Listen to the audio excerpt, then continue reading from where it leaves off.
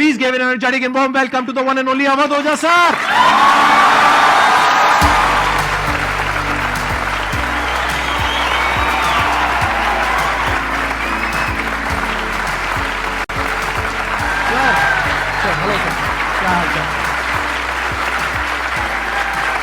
बैठिए जी, बैठिए। आइए। Thank you.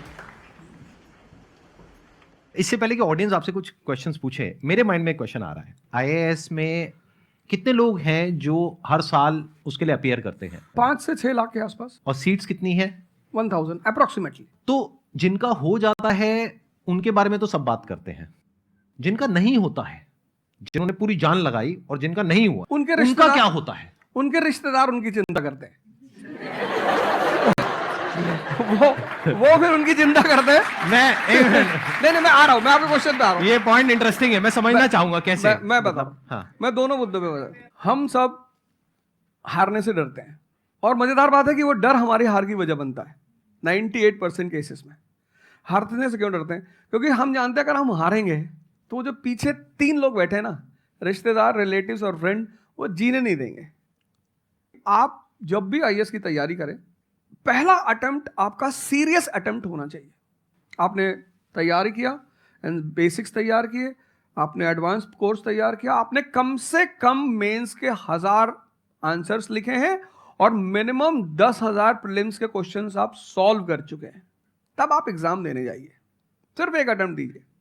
जिसने भी पहला अटेम्प्ट सीरियस दिया उसको दोबारा तैयारी नहीं करनी पड़ती, रिवीजन करना पड़ता है। भाई आप देखो ना, जितने सारे सेलेक्ट लड़के होते हैं उसमें बहुत सारे नौकरी कर रहे होते हैं, जॉब कर रहे होते हैं। कुछ लोग मुझसे पूछते हैं सर जॉब करते वक्त तैयारी हो सकती है? नहीं, जॉब करते वक्त तैयारी तो नहीं हो सकती, जॉब करते वक्त रिवीजन हो सकता है। 3 hours per day, 4 hours per day. तो मेरी एडवाइस ये है, क्योंकि ये एक बहुत रिस्की खेल है ये। मैं खुद ही बाहर हुआ और फिर मैं कितने लोगों को देखता हूं जो 5-5, 6-6 अटेम्प्ट के बाद बाहर होते हैं। तो जिनको भी इस गेम में शामिल होना है, एक अटेम्प्ट सीरियसली आपका होता है, बहुत अच्छा है। आपको मैक्सिमम रिस्क लेना है तो आप 2 ले लो, उसके बाद अपना काम शुरू करो जो आपका सेकंड लाइन थॉट था। कोई लॉयर बनना चाहता है, कोई मेडिकल लाइन में जाना चाहता है, कोई मतलब जो भी आप एंटरप्रेन्योर बनना चाहते हैं आप करो, लेकिन अपने वो रिवीजन वाले 4 आवर बचा के रखो। आपने कितने अटेम्प्ट्स दिए थे सर? 4 अटेम्प्ट्स आपने दिए थे। और आपने कहीं से कोचिंग ली थी, यानी लाखों रुपए दिए थे कोचिंग में? नहीं, तब लाखों नहीं थे, तब हजारों थे। अच्छा, हजारों रुपए आपने खर्च करे थे, और आप एक मिडिल क्लास बैकग्राउंड से थे। तो टोटल 4 साल में आपका कितना पैसा लग गया होगा? रहना, खाना, पीना, और आपने तो पूरी तैयारी करी होगी, साथ में कुछ और नहीं किया होगा? I think so. कुछ नहीं किया, बिल्कुल। तो कितना आपका 4 साल में अच्छा खासा पैसा लग गया? 5-6 लाख रुपए लगे। 5-6 लाख रुपए उस समय लगे। आज के समय पे अगर किसी को कोचिंग लेनी है तो आई थिंक इससे 3-4 गुना, 5 गुना आराम से लगेगा। तो 15-20 लाख रुपए उस इंसान का लग गया, और वो है एक मिडिल क्लास बैकग्राउंड से। अब वो कहीं ऐसा तो नहीं कि वो ना यहाँ करा ना वहां करा 4-5 साल बाद? हाँ, वही मैंने कहा कि अब आप, जब हमारे समय तो ठीक था, अब आप रिस्क पूरा नहीं ले सकते। You have to be cautious. अब इनको कॉशियस होना पड़ेगा कि ठीक है, जैसे बड़े सारे लड़के क्या करते हैं, वो 1-2 अटेम्प्ट ऐसे ही देते हैं। अब तो इनके पास 6 अटेम्प्ट हैं। ओबीसी हैं तो और ज्यादा है, SC ST हैं तो और ज्यादा है। और मैं कहूंगा आप किसी भी कैटेगरी से आते हैं, आप 2 अटेम्प्ट से ज्यादा कभी मत मानिए। ये पॉइंट बहुत अच्छा है कि आइडियली आपको अपने माइंड में ये रखना है कि एक ही अटेम्प्ट है मेरे पास में, मैक्सिमम अगर आपकी फैमिली अफोर्ड कर सकती है तो 2 अटेम्प्ट है। उसके बाद में अपने काम पे ध्यान देना है और इसको एज अ रिवीजन की तरह देखना है, मतलब इसको साथ साथ में चलाना है। ये नहीं कि अपने 5 साल या 6 साल लाइफ के सारे यही निकाल दिए और सारा पैसा घर वालों का लगा दिया, या उन्होंने खेत बेच दिया या लोन ले लिया। ऐसी बहुत कहानियां मैंने सुनी है सर लोगों की, और बहुत ही दर्द होता है ऐसी कहानियां देख करके। ऐसे लोगों की जो कहानियां हैं वो उसको सुन करके बहुत ही बुरा लगता है अंदर से। चलिए आगे बढ़ते हैं जी। Sir, I wanted to ask how to fight the basically fear that we feel. Like there are lot many fears that we face, not only in studies but in each aspect of life. There is some kind of fear. How to fight that? How to come back? How to have that courage in life? Fear बड़ी प्यारी चीज है। हमने कुछ words को बड़ा negative बना लिया है। जैसे अब बच्चा है 2 साल का, उसको तो फियर होता नहीं, उसे कुछ पता नहीं, उसने कोबरा देखा जाके पकड़ लिया। वो तो बाद में घर वालों ने देखा तो पता चला कि भैया कोबरा पकड़ के घूम रहा है। लेकिन हम बड़े हो गए ना, अब हम कोबरा देखेंगे तो वो हमारी बॉडी की जो मैकेनिज्म है वो हमें वार्न करेगी, अलर्ट करेगी। That is natural fear. वो अच्छी चीज है। जिस चीज की आप बात कर रहे हो वो फियर नहीं है, वो ओवर थिंकिंग है। आज का जो युवा है वो फियर से परेशान नहीं है, वो ओवर थिंकिंग से परेशान है। अब ये ओवर थिंकिंग क्यों है, उस फैक्टर पे आते हैं। ओवर थिंकिंग की वजह क्या है? ओवर थिंकिंग की वजह यह है कि आज का समाज इतना एक्सपैंड कर चुका है। You are outside your house, तुमको तुम्हारी दोस्त मिल गई कि मैं कल लंदन से आई, क्या लाइफ है लंदन में यार, और मैं तो ये कर रही वो कर रही। आपको लगा हम ही पागल है यार, IAS की तैयारी कर रहे हैं। फिर शाम को किसी फ्रेंड का फोन आ गया कि मैं तो अब ऑस्ट्रेलिया जा रही हूँ, मैं तो वहीं सेटल हो जाऊंगी। 90s में हमारे पास इतने स्कोप नहीं थे। हमारी जो लाइफ थी वहां ओवर थिंकिंग इसलिए नहीं थी, आपने भी सर देखा होगा, क्योंकि हमारे पास इतने स्कोप नहीं थे। आज तुम्हारी जनरेशन में यू हैव मल्टीपल फील्ड्स, मतलब इतने सारे फील्ड्स ओपन है। तो जब तुम घूम के चारों तरफ देखते हो और तुम देखते हो कि तुम्हारे ही साथ के लोग बड़ी सारी फील्ड में एक्सेल कर रहे हैं, काम कर रहे हैं, अर्न कर रहे हैं, तो तुम्हारा दिमाग भागना शुरू करता है। फिर क्या होता है, हमारे पेरेंट्स हमसे ज्यादा ओवर थिंकिंग करते हैं, क्योंकि बड़े हमको लेकर कॉशियस होते हैं। हाँ। एक हमने ओवर थिंकिंग की, हम अपना संभाल लें किसी तरह। हम घर के अंदर गए, मम्मी रो रही है कि वो निशा मिली थी, 20 लाख का पैकेज है उसका। दूसरा प्रेशर तुम्हारे ऊपर आ गया। ये जो प्रेशर हम मल्टीपल फेस करते हैं, तो एक तुम्हारा प्रेशर, एक माँ बाप का प्रेशर। पता लगा बुआ जी ने रात में फोन कर दिया, क्या कर रही हो जी?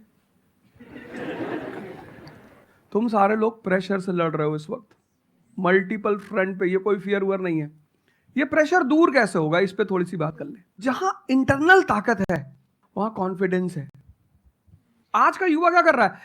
बादाम का तेल लगा रहा है, बादाम की क्रीम लगा रहा है, बादाम का साबुन लगा रहा है, खा रहा गुटखा।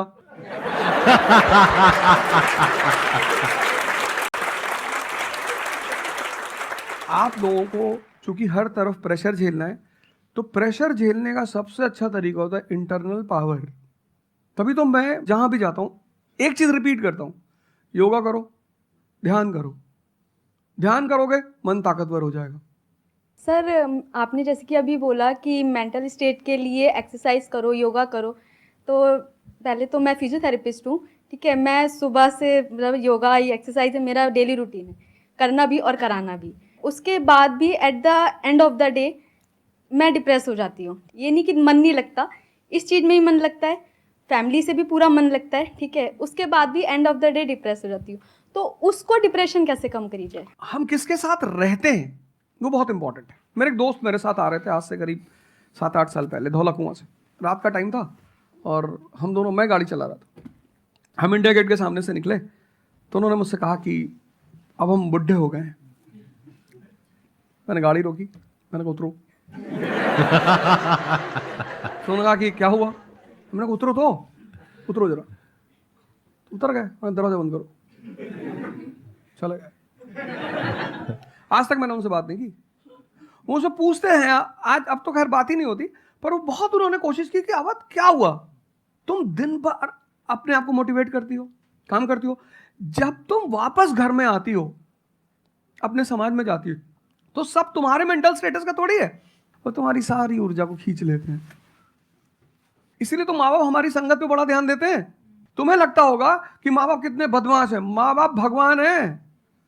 उनका एक्सपीरियंस तुम अपने दोस्तों को लेके जाया करो उनके सामने। कोई अल्ट्रासाउंड क्या करेगा जितना माँ बाप करते हैं, कोई स्कैनर क्या करेगा, सही बात है, देख के कोई 2 मिनट फोटो में कैमरा पता क्या चल फोटो खींचेगी, देख के बता देते हैं। बहुत बहुत दुष्ट है ये, इसकी आंख के नीचे देखो यहाँ निशान है, बहुत दुष्ट है ये। और वो लॉजिक भी बड़ी अच्छी सी देते हैं, कोई कुछ भी देते हैं लेकिन बड़ा अच्छा सा लॉजिक देते हैं। तो ये हमारे साथ होता है। इसलिए हमें पहले गुरुकुल भेजा जाता था, और आज की हमारी सोसाइटी इसको सिर्फ नेगेटिव दिखाई पड़ रहा है। मैं अभी अब घर गया था, हमसे लोग कह रहे भैया 24 का चुनाव लोगे? मैंने कहा यार पॉलिटिकल पार्टियां कह रही कि तुम सीधे प्रधानमंत्री बन जाओ। अननेसेसरी परेशान किए हुए, अननेसेसरी दूसरों से मत। और ये एक जगह का नहीं है, ये यूनिवर्सल हो चुका है। तुमने कह दिया कि मैं IAS की तैयारी कर रही हूँ, अरे नहीं होता किसी का। तिवारी जी की लड़की दी थी, 2 साल बाद पागल हो गई। तुम इतने डिप्रेस समाज में रह रहे हो। वो तो महेश्वरी जी जैसे लोग हैं जिन्होंने बहुत लोगों को जिंदा कर रखा है। Thank you. जब आपको कोई सहारा नहीं होता, आपने टाइप किया संदीप महेश्वरी, एक वीडियो आ गया, आप रिलैक्स हो गए। जब आप इन्हें सुनते हो तो आपका टेम्परेचर हाई होता है। तो एक ही आदमी को आप सुनते हो ना जिससे टेम्परेचर हाई हो, हमको सुन लिया कुछ ज्यादा ही हाई हो गया। लेकिन 2 लोगों को छोड़ दो, 3 लोगों को छोड़ दो, 4 लोगों को, ऐसे 10-12 लोग हिंदुस्तान में है, पॉपुलेशन 1 बिलियन 50 करोड़। तो तुम 10 लोगों को सुनो और बाकी जो तुम्हारे साथ 500 जुड़े हैं वो तुम्हें तो नीचे ही ले जा रहे हैं। इससे बचो, अपनी सर्कल को थोड़ा सा रिजर्व करो। तुम किससे बात करते हो, कौन सा लिटरेचर पढ़ते हो, लिटरेचर पर ध्यान दो। जैसे मैं रश्मिरथ पढ़ता रहता हूं, खाली हुआ, प्रसादों के कनकाब शिखर होते कबूतरों के ही घर। ये जो बड़े बड़े मकान हैं, कभी किसी बाज को यहां रहते हुए देखा? कबूतर रहते हैं। क्या लाइन है, प्रसादों के कनकाब शिखर, कितने मतलब महलों के जो बड़े बड़े शिखर, उसमें सिर्फ कबूतर रहते हैं। प्रसादों के कनकाब शिखर होते कबूतरों के ही घर, महलों में गरुड़ न रहता है, कंचन पर कभी न सोता। कंचन मतलब सोना। लग्जरी नहीं चाहिए। तुम लोग इतनी लग्जरी चाहते हो, लग्जरी आदमी को मेंटली कमजोर बनाती है। मैं आश्रम में था, मैंने ज्यादा खाना खा लिया। मेरा एक नियम है, नो एक्सरसाइज नो फूड। मतलब अगर मैं एक्सरसाइज नहीं करूंगा तो मैं खाना नहीं खाऊंगा। वहां एक बाबा जी, वो प्रेम में उन्होंने घी पे घी डालते चले, मैंने खा लो। फिर वो हुआ कि भाई यहाँ घूमेंगे, चारों तरफ जंगल है, डरा दिया इन लोगों ने। एक बार एक भालू एक आदमी की टांग काट के ले गया। अरे मैंने कहा आज कोई भालू नहीं आएगा, मैं जाऊंगा। फिर मैंने 4-5 लोगों को तैयार किया अपने साथ, उनको थोड़ा मोटिवेट किया कि जंगल में घूमने से ऑक्सीजन लेवल बढ़ता है। वो लोग भी तैयार हो गए कि चलो। तो हमारे साथ एक साहब अमेरिका से आए हुए थे, वो भी वॉक करने निकले, बोले हम भी चलेंगे। मैंने कहा भाई साहब क्यों जा रहे हो? कहते हम भी चलेंगे। मैं उनका नाम नहीं लूंगा। 1 किलोमीटर के बाद उन्होंने मुझसे कहा मेरे बैग में यहाँ बहुत पेन हो रहा है। 1 किलोमीटर। तुम लोगों ने पता है अपने आप को कष्ट देना छोड़ दिया है। You are dying for luxury, you have become weak physically and mentally. थोड़ा थोड़ा सा कष्ट दो अपने आप को, थोड़ा टेम्परेचर हाई रखो, थोड़ा बड़े टेम्परेचर वालों के साथ रहो। हमने अपने आप को कष्ट, हम कौन सी नॉवेल पढ़ रहे हैं? Half girlfriend. अच्छी है, अच्छी है, अच्छी, मैं ये नहीं कह रहा हूं, मैं कुछ बोल देता हूं। अच्छी है मतलब आपने पढ़ी है। मैं कुछ बोल देता हूं। अच्छी है मतलब आपने पढ़ी है।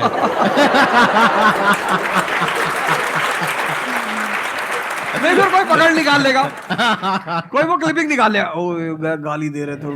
नहीं, आपने बहुत सारी गलतियां कर दी। आपकी जनरेशन ने अपने को कष्ट देना छोड़ दिया। हाँ। आप पढ़िए बड़े बड़े लोग, अंबेडकर को पढ़ो, उनका जीवन संघर्षों का, प्रभु राम का जीवन पढ़ो। ये सब संघर्ष, ये सब लोग हैं जिन्होंने जीवन में लड़ाइयां लड़ी हैं। आपने उनको साइडलाइन कर दिया। आप राणा प्रताप के बारे में कुछ जानते ही नहीं हो, आपको वो पोएम याद ही नहीं है, खूब लड़ी मर्दानी वो तो झांसी वाली रानी थी। आपको तो एक चीज बता दी, twinkle twinkle how I wonder. आप वंडर किए जा रहे हो पूरी जिंदगी में। आपने कहा कि पूरे दिन मैं अपना काम करती हूँ, दैट इज फिजियोथेरेपी जो आप करते हैं, और शाम तक आते आते आपको थोड़ा सा डिप्रेस फील होता है, थोड़ा सा डाउन फील होता है, तो उसके पीछे क्या रीजन है आप बताइए। जैसे कि मैं बाकी पेशेंट देखती हूँ पूरा दिन में, हाँ। बट जब मैं घर पे आती हूँ तो मैं अपने मम्मी पापा को देखती हूँ। ठीक है। जो मैं उनको कहती हूँ कि आपको ये एक्सरसाइज करनी है, ये करना है, आपके लिए ये ज़रूरी है, वो ये नहीं करते। तो फिर वो मुझे डिप्रेस होता है कि मैं जब सबको सही करती हूँ और मैं अपने घर में ही सही नहीं कर पा रही। आप सबको सही नहीं करते हो, आप उन लोगों को सही करते हो जो आपके पास आते हैं। हाँ एग्जैक्टली। तो अगर आपके पेरेंट्स सही नहीं होना चाहते हैं तो उनको कौन सही करेगा? बेसिकली हमारी प्रॉब्लम क्या है कि जो नहीं करना चाहता उसको भी करवाना चाहते हैं। एग्जैक्टली। फॉर एग्जाम्पल आप में से यहाँ पे कुछ लोग बैठे हैं और बैठे हैं जो कहते हैं कि भाई आप कुछ भी बोल दो, हम तो जैसे थे वैसे ही रहेंगे, उखाड़ लो जो उखाड़ सकते हो, आप अकेले आ जाओ, आप साथ में हो जा, सर को ले आओ, आप 10 को ले आओ, हम तो नहीं बदलने वाले। उनका कोई कुछ कर सकता है? समझ गए? तो यहाँ पे किसका एक्चुअल में किसकी लाइफ बदलने वाली है? यहाँ पर हो सकता है कुछ साल बाद आप ही में से कोई यहाँ पर बैठा होगा, बट वो इंसान कौन होगा? जो खुद अंदर से बदलना चाहता है ना। Yes sir, thank you sir. Please have a seat, बैठिए। मेरा संदीप सर से एक क्वेश्चन है कि जैसे हम लोग जब आपकी वीडियोस देखते हैं तो हम लोग मोटिवेटेड हो जाता है कि हम लोगों को गवर्नमेंट से या फिर इन सब फील्ड्स में छोड़ के अपना कुछ स्टार्ट करना चाहिए जिससे देश में एंटरप्रेन्योर्स या फिर जॉब्स बढ़े। फिर हम लोग देखते हैं आप लोगों को कि भाई यूपीएससी में एक ऐसी पावर होती है जो हम करना चाहते हैं वहाँ पे हमको डायरेक्ट पावर मिलती है। जैसे कि मैं अगर एजुकेशन के फील्ड में कुछ अच्छा करना चाहती हूँ तो मेरे पास डायरेक्ट पावर होती है कि हम लोग वहाँ से कर सकते हैं। तो मैं ऐसा, मेरे पास ये क्वेश्चन फिर मतलब दोनों में कॉन्ट्राडिक्शन चलता रहता है। ना कॉन्ट्रडिक्शन नहीं चल रहा है,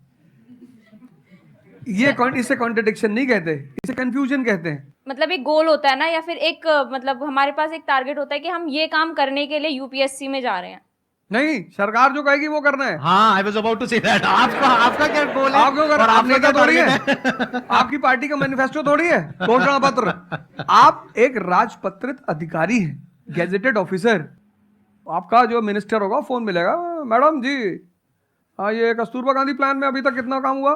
जी sir, I give the review in the evening sir. Okay, thank you, ठीक है मैडम, बाय, खत्म। सो आपका कहने का मतलब है कि जो सिविल सर्वेंट बनते हैं या आईएएस ऑफिसर बनते हैं उनके पास कोई पावर नहीं होती? पावर होती है जब तक जनता अपनी पावर नहीं समझती।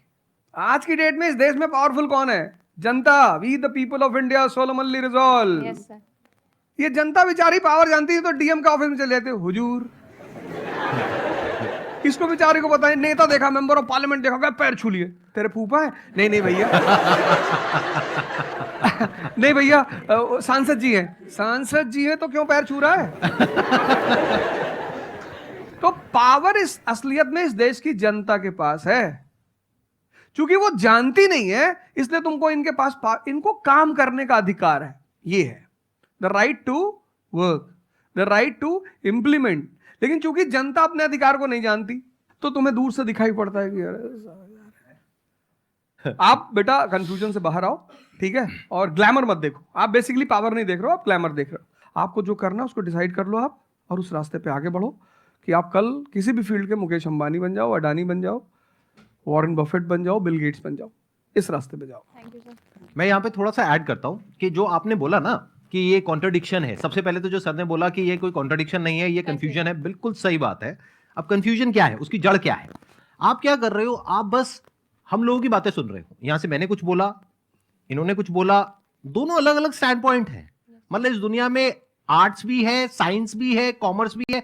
अब आप कहोगे अब तीनों में कॉन्ट्रडिक्शन है। अरे कॉन्ट्रडिक्शन नहीं है, अलग अलग लोगों के लिए अलग अलग स्ट्रीम्स है। डिपेंड्स अपॉन कि आपकी प्रेफरेंस क्या है, आपकी प्रायोरिटीज क्या है। तो आपको तीन चीजें देखनी पड़ेंगी, एक अपना पास्ट, अपना प्रेजेंट और अपना फ्यूचर।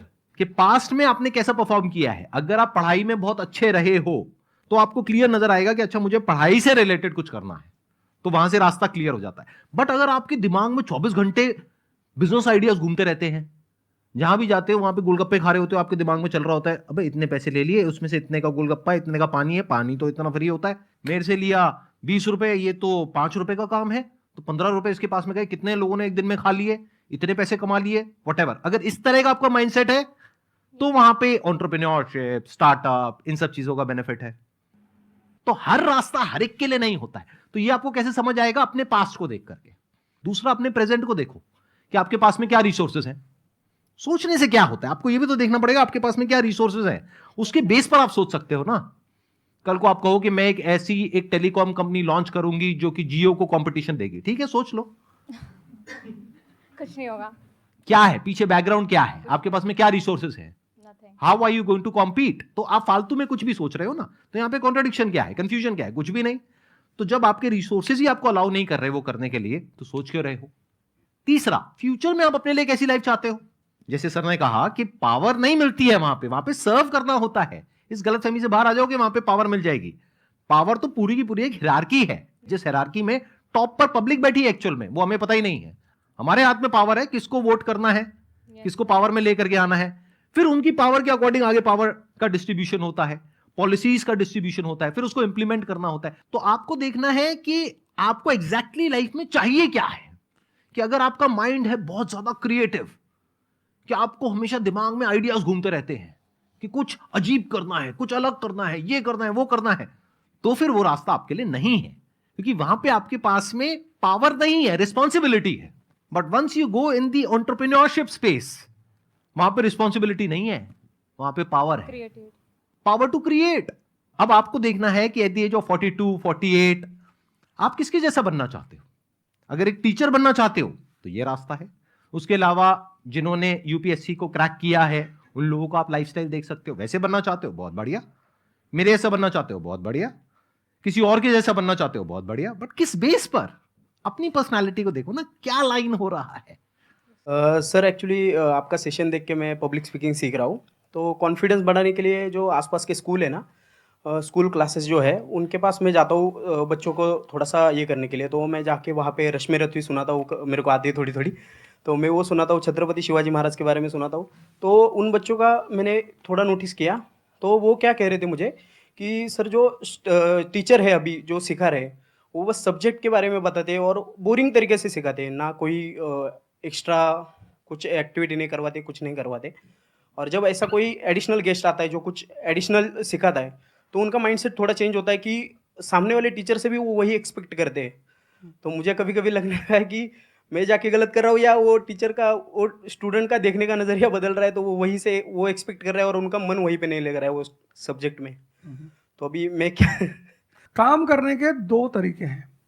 एक, आपको काम करना ही है, कोई ऑप्शन नहीं है। एक है आप किसी भी कीमत पे काम करना चाहते हो। जैसे मैं किसी भी कीमत पर पढ़ाना चाहता ही हूं। इसने मुझे इज्जत दिया, सम्मान दिया, प्रेम दिया। मैं एक शादी में गया था 2 दिन पहले, लोग दूल्हे उल्हे को छोड़ के मेरे पास आ गए। दूसरा बेचारा प्रोसेशन में क्या किया, हमसे मैसेज किया, अब तुम यहाँ से चले जाओ। मतलब उनके भाई ने मुझे मैसेज किया, बड़े भाई ने कहा, अब यार तुम यहाँ से जाओ, शादी नहीं हो रही है। मतलब वो द्वार चार वगैरह सारा प्रोग्राम था, वो सब बाहर हो जाओ सर, हो जाओ सर। तो हमारा जो देश का शिक्षक है उसके मन में कोई मोटिवेशन नहीं है कि वो क्यों पढ़ाए। जैसे हमारे घर मामा आए हमारे, उनके आने पे हम बड़े खुश होते थे कि मामा आए। क्यों? क्योंकि हमें पता था कि ये जब जाएंगे तो पैसा देके जाएंगे। इस देश के शिक्षक को, सरकार को कुछ ऐसा करना चाहिए कि उसके मन में एक मोटिवेशन हो कि 6 बजे का स्कूल है, वो सुबह 4 बजे पहुंच जाए। कुछ ना करे इस देश की सरकार, सिर्फ उनको वीआईपी का दर्जा दे दे। फिर आप देखना, पैसा तो कौन नहीं कमा रहा है, शिक्षक सम्मान चाहता है। तो मैं अपने टीचरों से पुराने मिलता हूं, तो जैसे कहीं मिल गए वो सड़क पे, मैं खड़ा हो गया, रोक दिया सब, हाँ सर, पैर चले, तुरंत ऐसे सीना उन्हें चौड़ा कर लेते हैं कि हमारा बच्चा है जी। शिक्षक एक दुनिया की ऐसी लॉबी है जिसको सम्मान चाहिए। आप लोग कहीं भी अपने पुराने टीचरों को मिला करो, ठीक है, हो सकता है उन्होंने आपको कभी मारा हो, डांटा हो, कुछ बोला हो, लेकिन अब आप उनको थोड़ा सम्मान दे दिया करो, उससे बड़ा उन्हें फील होगा। हमारे देश के शिक्षकों के पास इनर मोटिवेशन की कमी है। कुछ लोग हैं जो इंडिविजुअल मोटिवेटेड रहते हैं, वो करते हैं कई सारे टीचर, लेकिन वो इंडिविजुअल। कुछ लोग होते हैं ना जिनको अपने धर्म का एहसास होता है, उनके लिए वो ड्यूटी नहीं होती, वो धर्म है उनका। तो वो तो जैसे भाई आप जाके आप धर्म के रूप में कर रहे हैं, हाँ। 2-4 टीचर और भी कर रहे हैं, 10 टीचर और भी कर रहे हैं, लेकिन सरकार को, टीचरों को कुछ तो ऐसा करना चाहिए कि उन्हें फील हो कि नहीं यार, ये हमारा देश है, ये हमारे बच्चे हैं, हमें इनको बनाना है और ऊपर उठाना है। तो अगर सरकार कुछ ऐसा कर देगी ना, सेल्फ मोटिवेशन दे देगी, अरे फिर तुम देखना इस देश के टीचरों को। सर, इसमें आपसे बात करते करते ना मेरे माइंड में एक सॉल्यूशन आ रहा है, क्योंकि एज एन एंटरप्रेन्योर मेरे माइंड में सिस्टम्स एंड प्रोसेसेस घूमते हैं। मतलब मेरे माइंड में ये घूमता है कि कैसे एक प्रॉब्लम है उसको सिस्टम में कन्वर्ट कर दिया जाए, जो कि वो काम अपने आप हो जाए। क्योंकि ऐसे बहुत ही कम टीचर्स होंगे जो अंदर से मोटिवेटेड होंगे। तो ये थ्योरेटिकली तो बड़ा अच्छा लग रहा है सुनने में, बट हजारों में कोई एक आध होगा। बिल्कुल बिल्कुल। तो अब मेरा स्टैंड पॉइंट क्या है कि क्या हो अगर जैसे हम ई कॉमर्स वेबसाइट्स पे जाते हैं, वहां पे प्रोडक्ट के रिव्यूज होते हैं। रिव्यू कौन देता है? जो कस्टमर है। तो टीचर का रिव्यू कौन दे सकता है? जो बाहर बैठा है उस कमरे से वो, या जो कमरे के अंदर बैठे हैं। तो अगर कुछ ऐसा सिस्टम हो जाए, एक ऐसा प्लेटफॉर्म बन जाए गवर्नमेंट का जहां पे सारे टीचर्स लिस्टेड हो और based upon the number of reviews and the quality of reviews उनको रिवॉर्ड दिया जाए अच्छा ऑटोमेटिकली। कि मतलब जो नंबर 1 पे आया उसकी सैलरी डबल, कि अगर उसकी 50,000 है तो 1 लाख। बहुत अच्छा सोल्यूशन। और जिसके इतने रिव्यूज आए, यानी जिसके 4 स्टार या उससे ऊपर आए, उनकी सैलरी सीधा डबल हो गई। तो फिर देखो क्या मजा आता है। फिर हिस्ट्री पढ़ाने का जो स्टाइल है ना, वो सारे टीचर्स आएंगे अवध ओझा सर के चैनल पर और आकर के सीखेंगे भाई क्या कहानी है ये, ऐसे कैसे पढ़ाएं कि बच्चे दीवाने हो जाए। और फिर अपने आप को अपग्रेड करेंगे। नहीं तो अपग्रेड करने की मोटिवेशन कहां है? जैसे एक एंटरप्रेन्योर होता है, उसके पास में तो मोटिवेशन होती है कि अगर मैंने अपने जो भी प्रोडक्ट है, सर्विस है या काम है, उसको अपग्रेड किया तो करते ही मेरे को इमीडिएट रिवॉर्ड मिलेगा। जैसे सेल्स टीम में अगर आप कहीं पर काम करते हो, कितने लोग सेल्स डिपार्टमेंट में है, अलग अलग कंपनी में जो जॉब कर रहे हैं, तो सेल्स में इंसेंटिव का एक सिस्टम होता है। तो वहां पर क्लियर पता होता है कि मैंने ये टारगेट अचीव किया तो ये है। तो एक क्लियर कट टारगेट होना चाहिए which is measurable, not theoretical but actual, objective not subjective, कि ऑब्जेक्टिव एक टारगेट होना चाहिए in terms of numbers which can be calculated, and a transparent system जहां पे स्टूडेंट्स वोट करेंगे, और जो टीचर्स जीतेंगे पूरे इंडिया लेवल पे या स्टेट लेवल पे, उनको बुला करके जो हमारे देश के प्रेसिडेंट हैं या प्राइम मिनिस्टर हैं वो आकर के रिवॉर्ड देंगे। Yes sir.